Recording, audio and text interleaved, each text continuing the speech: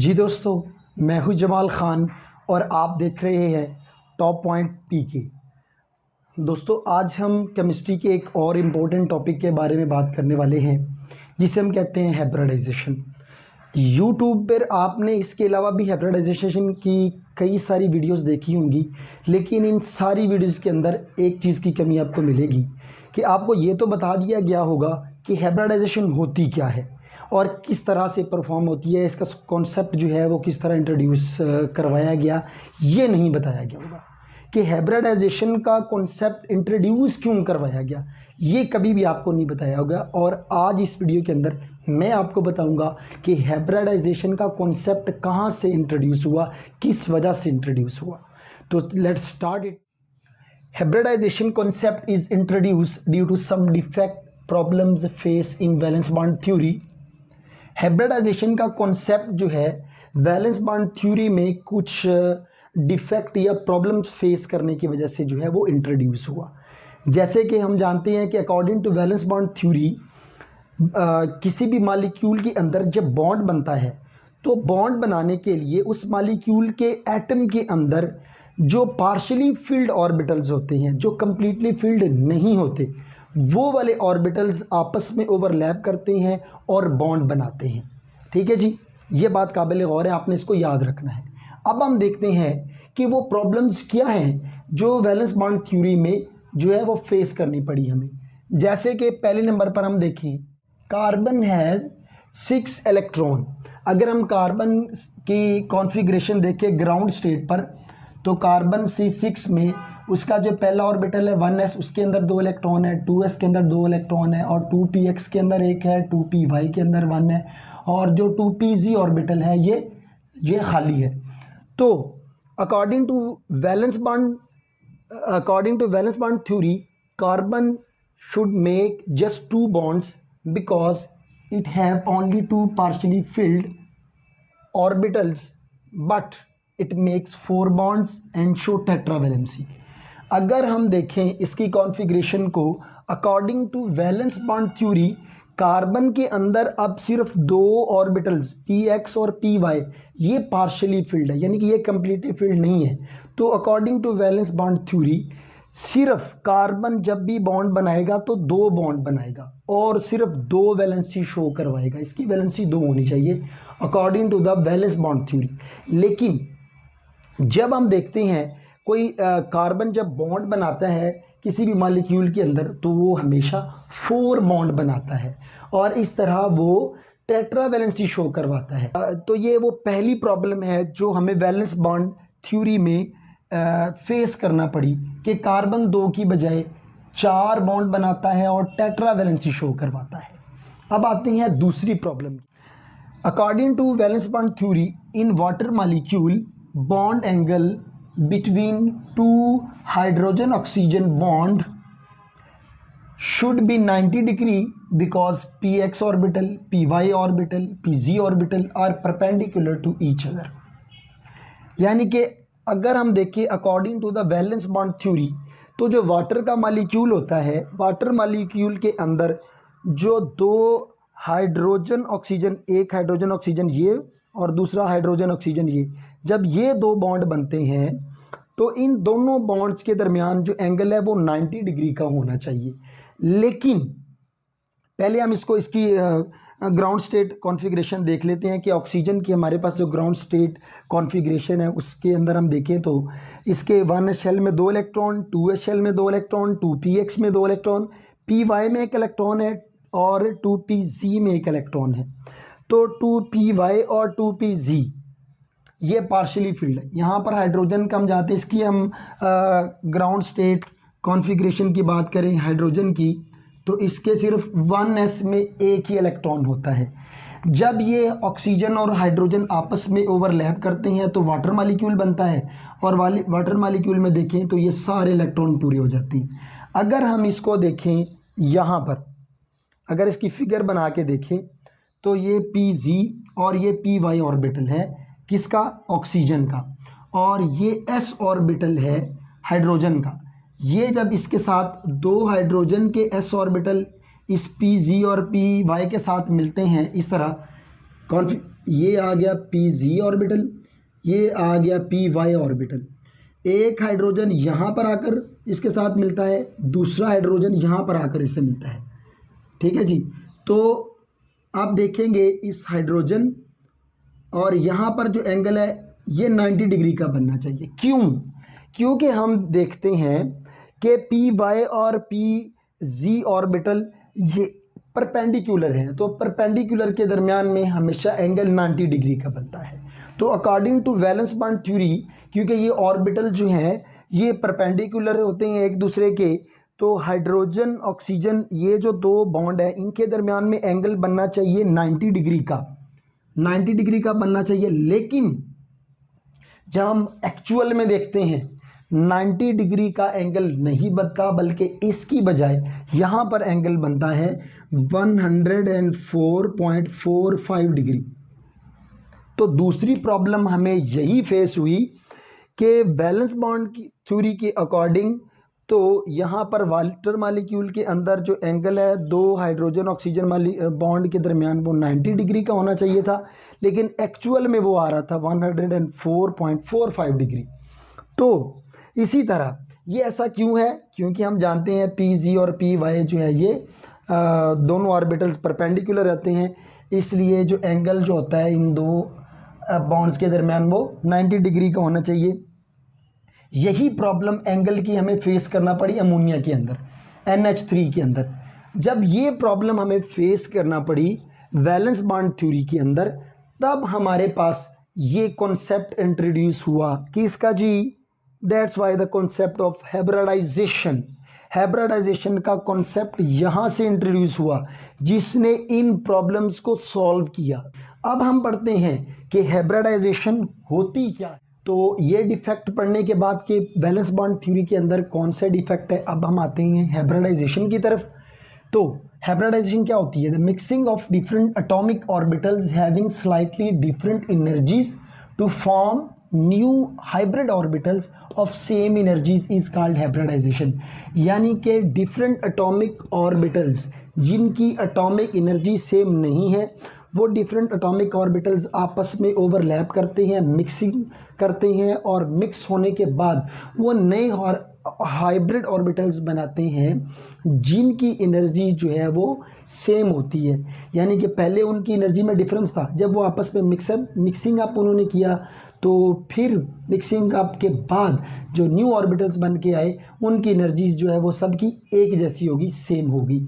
अब इससे पहले मैं आपको ये बता दूं कि ये हमारे पास एक एनर्जी का ग्राफ है। इस एनर्जी के ग्राफ में देखें तो मैं आपको ये बताना चाहता हूँ कि देखिए जो 1s ऑर्बिटल होता है उसकी एनर्जी थोड़ी सी कम होती है एज़ कम्पेयर टू 2s। यानी कि ये देखिए 1s की एनर्जी लेट्स सपोज 5 है, 2s की एनर्जी उससे थोड़ा सा ऊपर है, देखिए 10 है, 10 तक आ गई।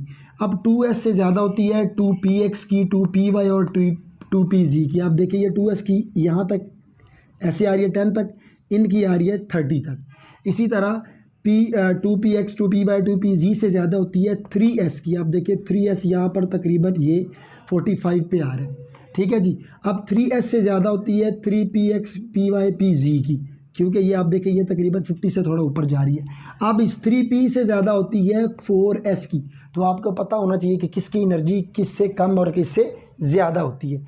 आए अब हम उसी प्रॉब्लम को सॉल्व करते हैं जो हमें VBT में जो है वो फेस करना पड़ी। तो हम जानते हैं कार्बन के अंदर 6 इलेक्ट्रॉन होते हैं। अगर हम कार्बन की ग्राउंड स्टेट कॉन्फ़िगरेशन की बात करें तो उसके फर्स्ट ऑर्बिटल में 1s में 2 इलेक्ट्रॉन, 2s में 2 इलेक्ट्रॉन, 2px में 1 इलेक्ट्रॉन, 2py में 1 और 2pz में 0 होता है। अब क्या होता है कि जो कार्बन होता है वो एक्साइटेड स्टेट में चला जाता है। जैसे ही वो एक्साइटेड स्टेट में जाता है तो एक्साइटेड स्टेट का मतलब ये है कि 2s से 1 इलेक्ट्रॉन उठता है और इस 2p जहाँ पर ये 0 था 2pz की जगह पर आकर फिट हो जाता है।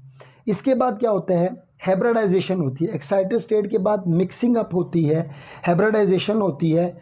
तो हमारे पास यहाँ पर देखें हाइब्रिडाइजेशन के बाद यहाँ पर 2s 2px 2py 2pz, ये 4 ऑर्बिटल्स मिक्स होने के बाद न्यू शक्ल, न्यू फॉर्म में आ चुके हैं। और ये चारों के चारे जो हैं ये पार्शली फिल्ड हैं, कंप्लीट फिल्ड नहीं है। जैसे 2s में एक है, 2px में एक है, 2py में एक है और 2pz में एक है। अब इन सब की एनर्जी जो है वो हाइब्रिडाइजेशन के बाद सेम हो चुकी है। पहले 2s की एनर्जी कम थी, हमने यहाँ पर पढ़ा हुआ है 2s की एनर्जी 2px से कम है, 2p से 2py 2pz से कम है। लेकिन अब हम यहाँ पर देखें हाइब्रिडाइजेशन के बाद इन सब की एनर्जी सेम हो चुकी है।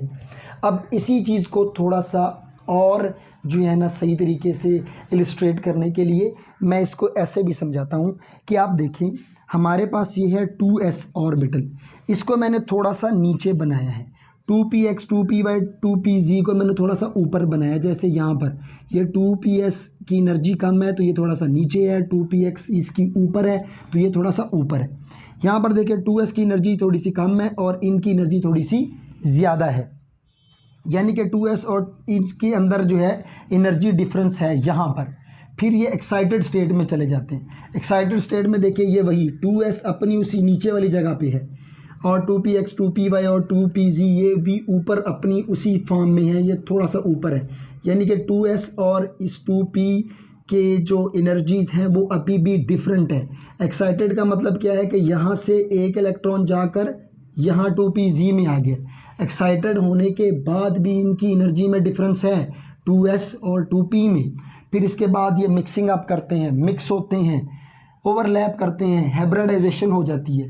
और हाइब्रिडाइजेशन में आप देखें अब 2s जो है वो 2px 2py और 2pz के बराबर वाली लाइन में आ चुका है। यानी कि अब इस 2s और 2p के जितने भी ऑर्बिटल्स हैं ये सारे अब सेम एनर्जी के हो गए हैं। अब इसको अगर आप थोड़ा सा और इलस्ट्रेट करना चाहें तो आप ऐसे भी कर सकते हैं कि ये आपके पास 2s ऑर्बिटल है, ये 2px ऑर्बिटल है, ये 2pz ऑर्बिटल है, ये 2py ऑर्बिटल है। ये आपस में क्या करते हैं, मिक्सिंग अप करते हैं, ये आपस में मिक्स हो जाते हैं। ठीक है, जब ये मिक्स होते हैं यानी कि हाइब्रिडाइजेशन होती है। हाइब्रिडाइजेशन होने के बाद आपको ये सारे ऑर्बिटल्स इस फॉर्म में दिखाई देते हैं।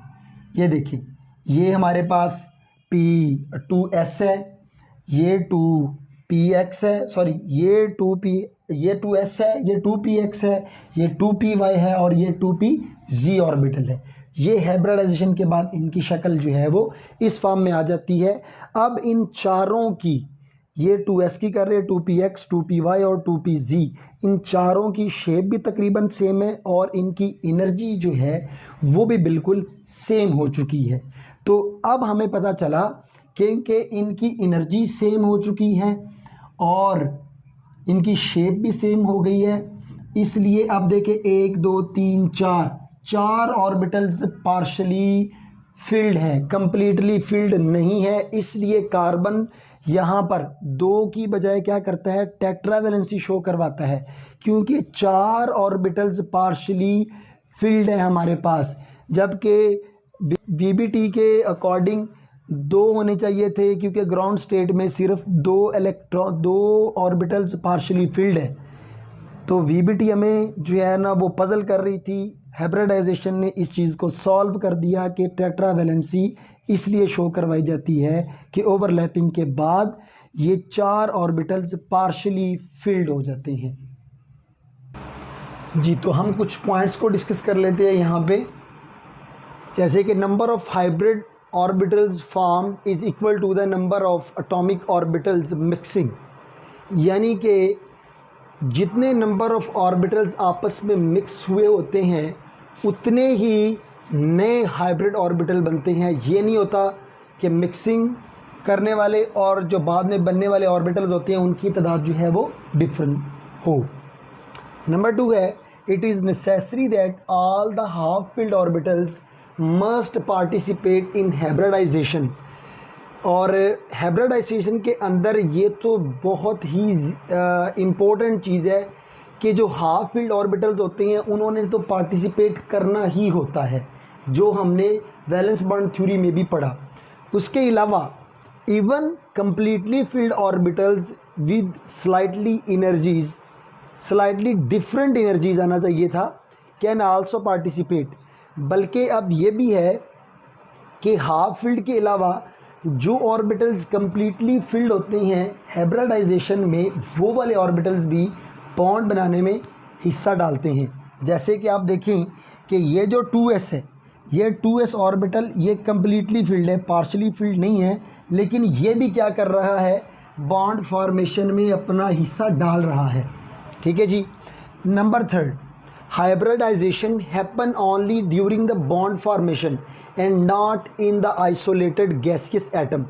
हाइब्रिडाइजेशन जो है ये हमेशा कब होती है, जब बॉन्ड फॉर्मेशन हो रही होती है, यानी कि जब कोई मॉलिक्यूल बॉन्ड बना रहा हो तो उसी वक्त हाइब्रिडाइजेशन होती है। किसी एक एटम के अंदर, यानी कि आइसोलेटेड एटम यानी कि सिंगल एटम के अंदर जो है हाइब्रिडाइजेशन नहीं हो रही होती। यानी कि एक सिंगल एटम आप ले लें, ठीक है जी, सिंगल एटम कोई सा भी ले लें। अब इस सिंगल एटम के जितने भी फील्ड ऑर्बिटल्स या पार्शली फील्ड ऑर्बिटल्स हैं, ये आपस में ओवरलैप करके हाइब्रिडाइजेशन नहीं करेंगे, बल्कि हाइब्रिडाइजेशन के लिए लाजमी है कि वो एटम आइसोलेटेड ना हो, बल्कि बॉन्ड फॉर्मेशन हो रही हो एक से ज़्यादा एटम्स के दरमियान। ठीक है जी। Number 4, the shape of molecule can be predicted if the hybridization of molecule is non.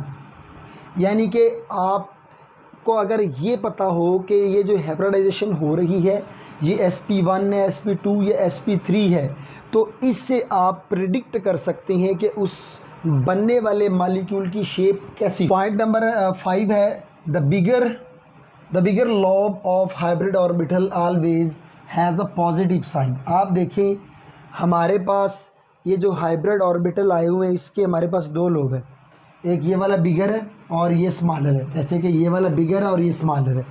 ठीक है जी। Always has a positive sign, यानी कि इस ऑर्बिटल का ये वाला जो बिगर लोब है इसका ये होता है पॉजिटिव, ठीक है जी, और जबकि इस ये वाला जो स्मॉलर होता है इसका साइन होता है negative. While the smaller lobe on the opposite side has a negative sign. आप देख लें ये पॉजिटिव साइन होगा इसका, ठीक है, इसका नेगेटिव, ये पॉजिटिव और ये नेगेटिव, और ये पॉजिटिव ये नेगेटिव।